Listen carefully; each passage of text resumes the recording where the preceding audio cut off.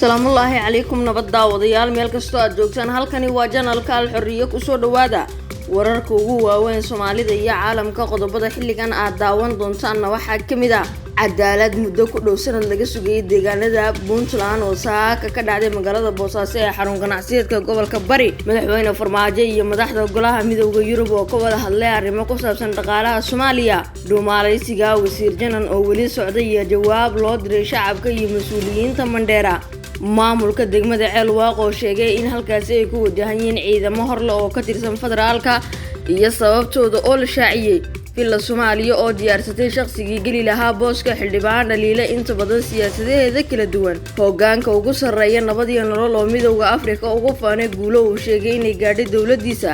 akhbaraadka caalamka daawadayaalna waxaa kamid ah dawladda Suuriya oo mar kale askar ka leysay dhigeeda Turkiga iyo sidoo kale Turkiga oo ka jawaabay arrintaasi qodobadaasi iyo kuwa kale ayaa daawan doontaan haddii ay ku tahay inaad aragtay janaalkan markii kuugu horeeyay fadlan subscribe inoo saar aynu ku bilownay daawadayaal ciidamada maamulka Puntland ayaa waxa ay saaka toogasho ku fuliyeen laba kamid ah saddexdii nin ee lagu helay kiiskii kufsiga iyo dilkii loo geystay Allaha u naxariistay marxuumad Caashe Ilyas Aadan oo ahayd 12 jir dhacdadaas oo si weyn u taabatay guud ahaan dadka Soomaaliyeed ee ku sugan dalka gudihiisa iyo dibaddiisa raggan ayaa waxaa lagu toogtay fagaaro ku yaala magaalada Boosaaso ee xarun ganacsiyeedka Puntland ahna caasimadda gobolka Bari labada nin ee la toogtay ayaa lagu kala magacaabay Cabdifataax Cabdiraxmaan Warsame iyo sidoo kale Cabdishakuur Maxamed Dige halka muddo 10 cisho kadib dib loo dhigay toogashada Cabdisalaan Cabdiraxmaan Warsame wararka qaar ee aan helayna ayaa waxa ay tilmaamayaan in sababta xukunsanaha looga reebay toogashada ay tahay inuu dalbaday aabaha dhale Caashe Ilyas Aadan toogashada lagu fuliyay raggan ayaa waxaa la sii shaaciyay mar hore waxaana xeer ilaaliyaha Puntland oo ku dhawaaqay 12 bishii hore ee Janaayo dad badan ayaa waxay si aad u soo dhaweeyeen inay cadaalad hesho marxuumad Caasha oo bishii February ee sanadkii la soo dhaafay 2019 la iskugu daray kufsi iyo sidoo kale dil arrintaasi oo noqotay midii xilligaasi ugu hadal haynta badnayd guud ahaan dalkan Soomaaliya inta badan falal kufsi ayaa loo geystaa gabdho da'yar oo aan gaadhin xilliga guurka waxayna dhibaatooyin kala kulmaan dhanka noloshooda kuwaasoo inta badan aysan dhicin in sidii la doonayay ay u helaan cadaalad ay u baahan yihiin wali daawadayaal wararka Al-Xurriyo ayaa daawanaysa markana madaxweynaha dawladda federaalka Soomaaliya Maxamed Cabdullaahi Farmaajo oo wali ku sugan magaalada Addis Ababa waxa uu la kulmay madaxweynaha midowga Yurub Charles Michel waxayna ka wada hadleen arrimaha siyaasadda ee Soomaaliya si gaar ah labadani mas'uul waxa uu dul istaageen xaaladaha amniga dhaqaalaha isbeddelka ciidamada iyo taageerada midowga Yurub ee dawladda federaalka Soomaaliya ay siiyaan si dib u dhis u noqdo dalka loogu sameeyo midowga Yurub waxa uu Soomaaliya ka jooga macallimiin ciidan oo tababar siiyay ciidamada dawladda sidoo kalena la wadaaga khibradaha iyagoo ka taageera qalabka ay ku howlgalayaan madaxweynaha jamhuuriyadda federaalka Soomaaliya Maxamed Cabdullaahi Farmaajo ayaa wada hadallo waxa uu la yeeshay madaxa golaha midowga Yurub waxayna iska wareysteen horumarka dawladdiisu ay sameysay dib u habeynta hay'adaha amniga arrimaha dhaqaalaha iyo sidoo kale xaaladihii ugu dambeeyay geeska Afrika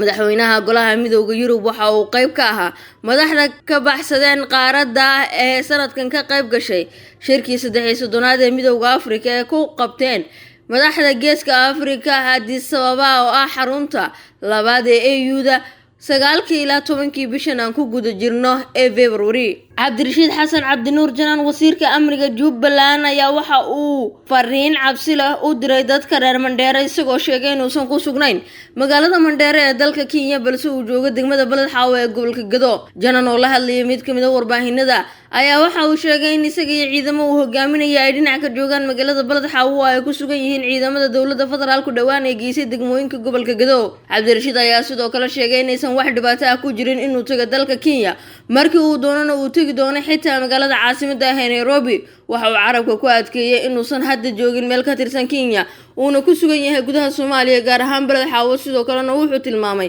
inuusan doonaynin in dawladaha dariska ah ee Soomaaliya iyo Kenya ay noqdaan kuwa madaxiisa iskugu dhaca isla markaana uu khilaaf ka dhex abuuro ugu dambeyntii waxa uu sheegay in haatan ay meel isku la sugan yihiin madaxweyne ku-xigeenka koowaad ee Jubbaland Maxamuud Sayid Aadan iyo saraakiil dhowra oo reer Jubbaland hadafkooduna yahay inay soo ceshtaan gacan ku haynta degmooyinka iyo deegaanada gobolka Gado ay dawladdu kala wareegtay hadalkiisa ayaa waxa uu kusoo beegmayaa iyadoo maalinnimadii shalay ahayd xildhibaanada dowladda dhexe ee Kenya ku matala mas'uuliyiinta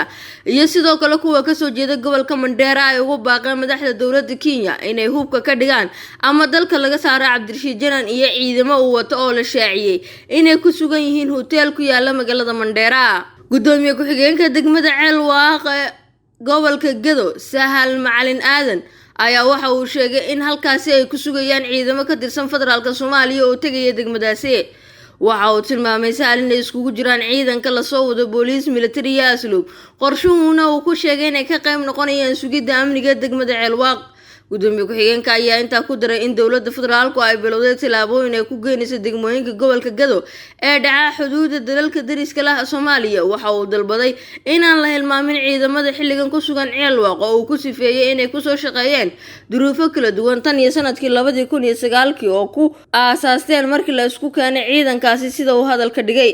dowladda federaalka Soomaaliya waxa ay muddooyinkii dambe waday qorshe ciidamo ay ku geynayso qaybo ka mid ah gobolka Gedo. wasiirka warfaafinta dalka waxa uu dhawaan sheegay in ciidamadaasi ay howlgallo iyo sidoo kale la socodka soodinta dalka ay sameynayaan balse aysan halkaasi u tagin carqaladeynta maamulka halkaasi ka dhisan. wahagaag daawadayaal wararka madaxweynaha ayaan dib ugu laabanaynaa balse aan ka hormariyo iyadoo baarlamaanka golaha shacabka Soomaaliya uu gabagabo ku dhow yahay muddada xilhayntiisa ayaa waxa la sheegay inay jiraan xudxudasho la sii bilaabay. madaxtooyada Soomaaliya ayaa waxaa la tilmaamay inay dhaqaale tiro badan ku bixinayso sidii Cali Yare Cali oo xildhibaanka booska Mahad Maxamed Salaad uu ku soo bixi lahaa beeshiisa. waxaa hadda kursiga beeshaasi ku fadhiya xildhibaan Mahad Maxamed Salaad oo ay Cali Yare yihiin dad isku dhow balse ay siyaasadda aad ugu kala fog yihiin. Cali Yare ayaa waxa uu xilligan wadaa dadaalka iyo sida uu dhaqaalaha dowladdu la garab joogto uga faa'iideysan lahaa inuusan booskaasi dhaafin. dhinaciisa Mahad Maxamed Salaad xildhibaanka ka tirsan golaha shacabka xilligan ayaa beesha waxa uu ka dhaadhicinayaa sidii uu ku soo laaban lahaa taas oo ka dhigan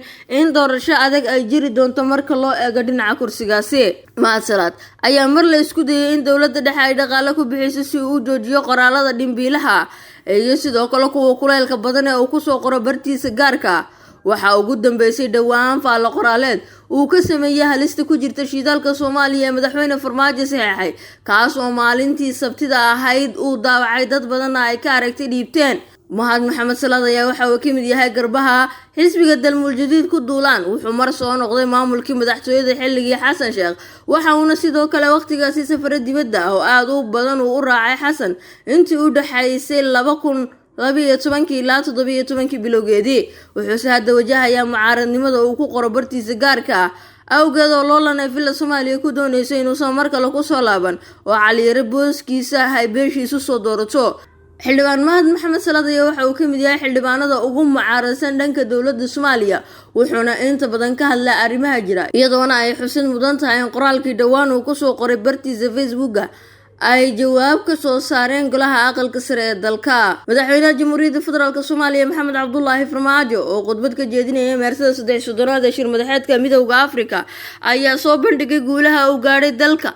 iyo fursadaha u baahan in si wadajir ah looga faa'iideysto qaarad ahaan. madaxweyne Maxamed Cabdullaahi ayaa xusay dadaalada dowladda federaalka Soomaaliya ay ku dabargoynayso khatarta argagixisada ay ku hayaan nolosha muwaadiniinta Soomaaliyeed arrinkaas oo horseedaya xasilinta dalka iyo soo celinta maqaamkii ay Soomaaliya ku lahayd Afrika. Soomaaliya ayuu madaxweynuhu tilmaamay inay noqon karto xarun dhaqaale oo xooggan oo door muhiim ah ka qaadanaysa horumarka qaaradda marka loo eego kheyraadkeeda goobta ay ku taalo iyo sidoo kale dadka ku nool ee hal abuurka leh. madaxweynuhu waxa uu sidoo kale sheegay in Soomaaliya argagixisada uga adkaan karta in la qaado cunaqabataynta hubka ee saaran si ciidamada Soomaaliya ay u helaan hub casri ah oo ay dagaalkan ku soo afjari karaan. sidoo kale madaxweynaha ayaa yiri Soomaaliya waxaa ka go'an inay si buuxda mas'uuliyadda amnigeeda ugala wareegto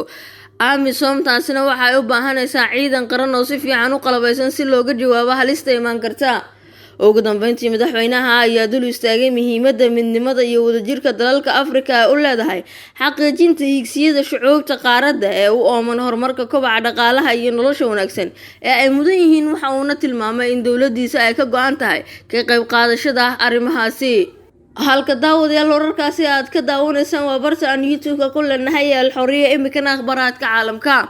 5 askari oo ka tirsan ciidamada dalka Turkiga ayaa lagu dilay Suuriya halka 5 kalena ay ku dhaawacmeen kadib markii la beegsaday madaafiic ay soo tuureen ciidamada dawladda oo madaxweynaha ka yahay Bashar al-Assad sida ay shaacisay wasaaradda gaashaandhigga ee Turkiga. ciidanka Turkiga ayaa lagu dilay waqooyi galbeed ee Suuriya xilli howlgal halkaasi ay u joogeen. madaafiicda ay soo rideen ciidamada dawladda Suuriya ayaa lagu soo waramayaa inay ku dhaceen fadhiisin askarta Turkigu ku leeyihiin saldhigga ciidanka cirka ee Tanfatas kaas oo ku yaala gobolka ay xoogaga mucaaradka gacanta ku hayaan ee loo yaqaan Idlib. militariga Turkiga ayaa gantaalo argoosi ah la beegsaday goobaha ay ciidamada xukuumadda Dimashq uga sugan yihiin isla gobolkaasi. hal isbuuc ka hor 8 askari oo Turki ah ayaa lagu dilay weerar noocana. ciidamada dawladda Suuriya oo garab ka helaya maleeshiyaadka ay taageeraan Iiraan iyo diyaaradaha dagaalka ee Ruushka ayaa tan iyo bishii December la wareegay